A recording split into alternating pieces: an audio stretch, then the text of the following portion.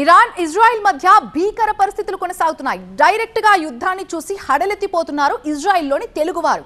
Direct గా missile దూసుకొస్తుండడం చూస్తున్నామని, అదృష్టవశాత్తు ప్రాణ నష్టం తక్కువగా ఉందని చెప్తున్నారు అక్కడి గూగుల్ అంబాసిడర్ సౌరిబాబు. ఇంతటి భయానక పరిస్థితుల మధ్య కూడా ఇజ్రాయెల్ సేఫెస్ట్ కంట్రీ అంటున్నారు. ప్రెసెంట్ మిసైల్స్ ఏంటంటే ఒక 100 మిసైల్స్ ఇరాన్ ఫైర్ చేస్తే వీళ్ళ మీద 98 నాకౌట్ చేస్తారు. వీళ్ళకి ఐరన్ డూమ్ అని, తర్వాత డేవిడ్ స్లింగ్ అని, ఇప్పుడు లేటెస్ట్గా లాసర్స్ తోటి బ్లాస్ట్ చేసి పారేస్తారు. నేను కల్లారా యాక్చువల్గా నా గ్రూప్ తోటి నేను చూశాను. మేము ఉండేది కింగ్ సాలమన్ 5 స్టార్ హోటల్ ఇజ్రాయెల్లో టైబీరియస్లోన.